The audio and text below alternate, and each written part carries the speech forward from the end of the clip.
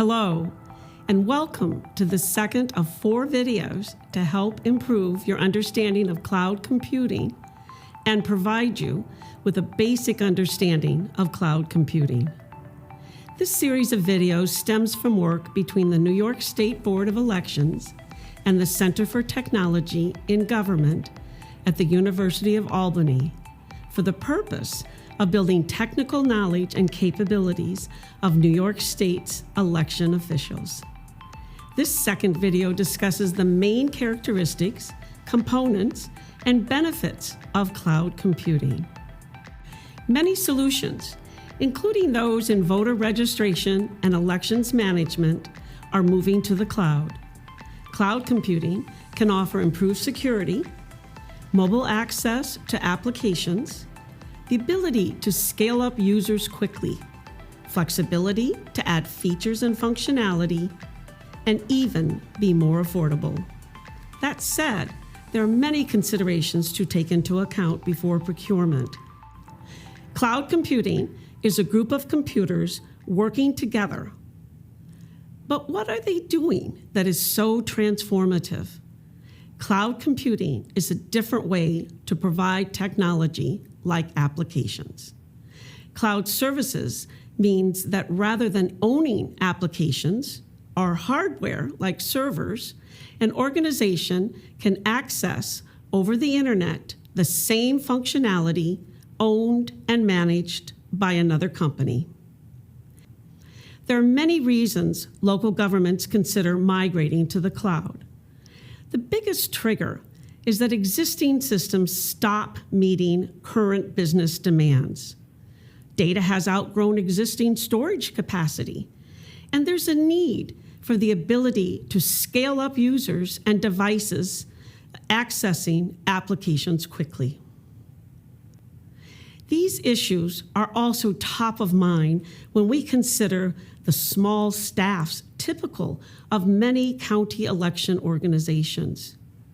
It can be a challenge to manage the technologies that may need updates due to policy changes such as automatic and online registration, as well as more storage space for records growth and the ability to manage high-volume processes. Now that we have a basic understanding of what cloud computing is, let's look at some of its key characteristics. First, an organization or individual no longer has to own and manage software or hardware. Cloud services are typically paid for by a subscription based on users or consumption. The majority of functionality is accessed over an internet connection, and users can access the functionality by any type of device, a desktop computer, laptop, even a tablet or phone. There is a much lighter workload required for internal IT staff to manage functionality that is continuously being improved and enhanced with new features. And lastly, there is more scalability to add more storage, more licenses for users, and this is especially important for elections, which are cyclical in nature.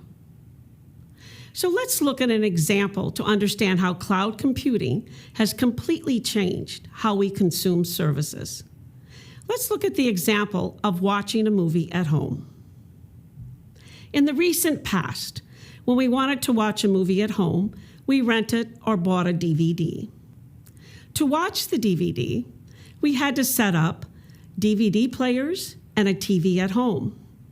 We bought the DVDs, DVD players, and TV, and attached the wires and plugs to get them to work together. This is similar to using on-premises technology.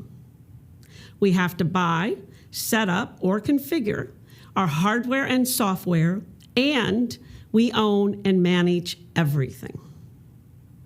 Now let's consider watching a movie at home using a cloud video streaming service. This is how Netflix currently operates.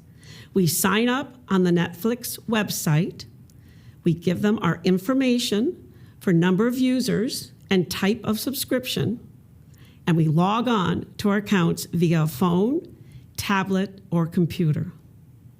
We no longer own DVD players, and we don't have to rent or own actual DVDs. We don't have to try to figure out how to plug in our DVD player to our TV, and we can quickly add or remove users from our Netflix accounts. Now let's relate this example to the terms we have learned so far and the way an IT system is set up for applications like voter registration software. We can use the analogy of watching a movie to IT applications and replace some of the items, like a DVD player, which serves up applications and information to a server. This isn't an exact match, but we can relate some of the aspects of watching a movie to IT systems used for elections. An organization doesn't have to buy everything shown in our list of cloud IT services. You can choose to access only some of the technologies via the cloud.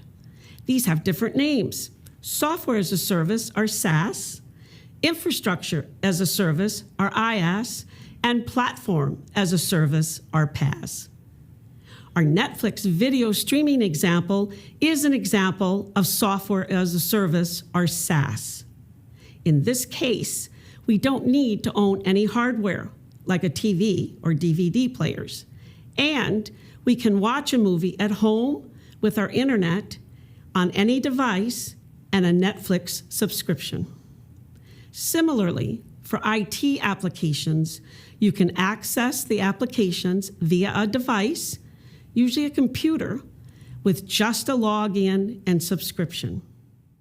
There are hundreds of examples of SaaS offerings, from HR and payroll to payment processing, and several for voter registration. Names that may be familiar include Dropbox, Gmail, Google Drive, Microsoft Office 365, Zoom, Teams, and WebEx.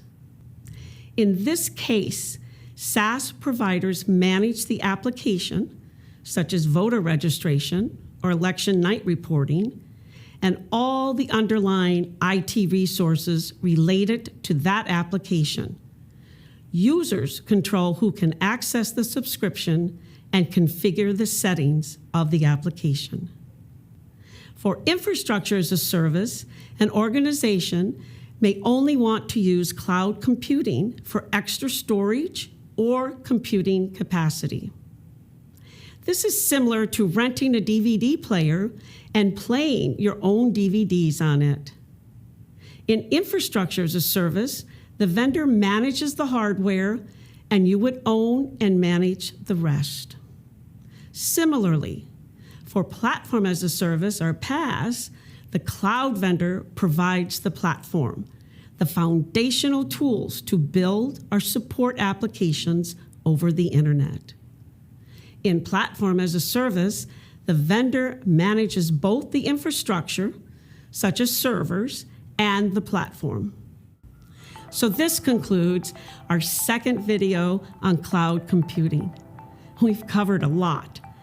You already have the basics about what cloud computing is and what it can do.